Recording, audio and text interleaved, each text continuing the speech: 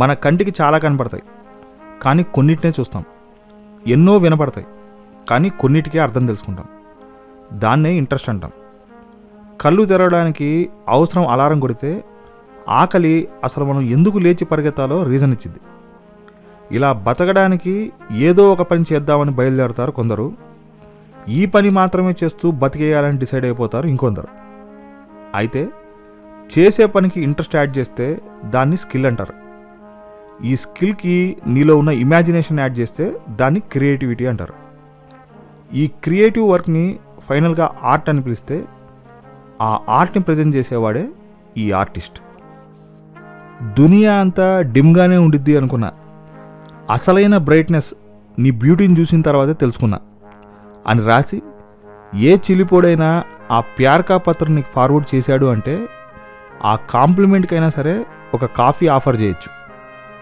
ఆ కాఫీలు అలాగే కంటిన్యూ అయ్యి ఏ కొడైకెనాల్కో వెళ్ళి కొండలపైన కూర్చున్నప్పుడు అదే కుర్రోడు ఆ నేచర్ని చూస్తూ ఆ చలితో మరిగిపోతున్న మేఘాలను చూసావా, పొంగిపోయి పరిగెత్తుకుంటూ మనల్ని పలకరించడానికి వస్తున్నట్టు లేదు అని నీ చెవిలో చెప్పాడు అంటే నీ భుజం పైన ఉన్న చెయ్యి ఒక ఆర్టిస్ట్దే అని అర్థం చేసుకో.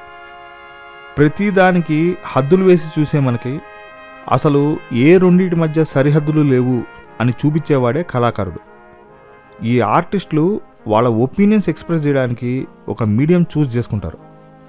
ఇందులో painter, writer, dancer, singer, music composer, film maker, actor, sculpture, tattooist, photographer లేదా స్టాండప్ కమెడియన్, ఇలా వాళ్ళెవరైనా సరే వీళ్ళ ఇంటెన్షన్స్ మాత్రం ఒకటే, వాళ్ళ ఒపీనియన్స్ని ఎక్స్ప్రెస్ చేయటమే. ఆర్టిస్ట్ని కనుక్కోవడానికి కొన్ని హింట్స్ కనపడతాయి. ఆర్టిస్ట్ ఎప్పుడు ఒంటరిగా ఉండడానికే ప్రిఫర్ చేస్తాడు. ఏదో థాట్ ప్రాసెస్లో ఎప్పుడూ మునిగిపోయి ఉంటాడు. ప్రతిదాన్ని చాలా సైలెంట్గా అబ్జర్వ్ చేస్తూ ఉంటాడు. నేచర్ లాస్ని చాలా క్లియర్గా అర్థం చేసుకుంటాడు. యూనివర్స్లో ఉన్న ప్రతిదాన్ని ఇంటర్లింక్ చేసి చూస్తూ ఉంటాడు. ప్రతిదాని నుంచి ఒక మోటివేషన్ తీసుకుంటాడు. చుట్టూ ఉన్న ప్రతిదీ తనకేదో చెప్తున్నట్టుగా చాలా జాగ్రత్తగా వింటాడు. తన మైండ్లో కన్సీవ్ అయిన ఐడియాని క్లియర్గా ఎక్స్ప్రెస్ చేసేంతవరకు ఆ లేబర్ పెయిన్స్లోనే ఉంటాడు. తను చూసొచ్చిన వేరే లోకాన్ని మనం కూడా చూడడానికి ఇన్విటేషన్ ఇస్తాడు. అది నచ్చి మనం చప్పట్లు కొడితే కడుపు నింపేసుకుంటాడు. తన థాట్ ప్రాసెస్ ఎక్కడ తెగిద్దో అనే భయంతో డిస్టర్బెన్సెస్కి చాలా దూరంగా ఉంటాడు. నెగిటివిటీని పూర్తిగా నెగ్లెక్ట్ చేస్తాడు. ఇన్ని గొప్ప క్వాలిటీస్ ఉన్న ఈ ఆర్టిస్ట్ కొన్నిసార్లు డబ్బులు లేక దిగులు పడతాడు. కూర్చున్న చోట నుంచే ప్రపంచాన్ని మొత్తాన్ని చూసే ఈ కళాకారుడు పేదోడిలాగా మిగిలిపోతాడు. మెల్లగా మన మధ్యలోంచి వెళ్ళిపోతాడు. నీ దగ్గర ఉన్న మనీతో ఒక పెద్ద మ్యాన్షన్ కట్టాలి అంటే దానిపైన మేస్త్రి చేయి పడాల్సిందే. లోపల కబోర్డ్స్ చేయించాలి అంటే కార్పెంటర్ దిగాల్సిందే. ఈ లైఫ్ రేస్లో అలసిపోయి ఇంటికొచ్చిన నువ్వు ఎంటర్టైన్ అవ్వాలి అంటే టీవీలో యాక్టర్ని చూడాల్సిందే. మనసు బాలేనప్పుడు మ్యూజిక్ వినాల్సిందే. పిల్ల నచ్చితే టాటో పొడిపించాల్సిందే.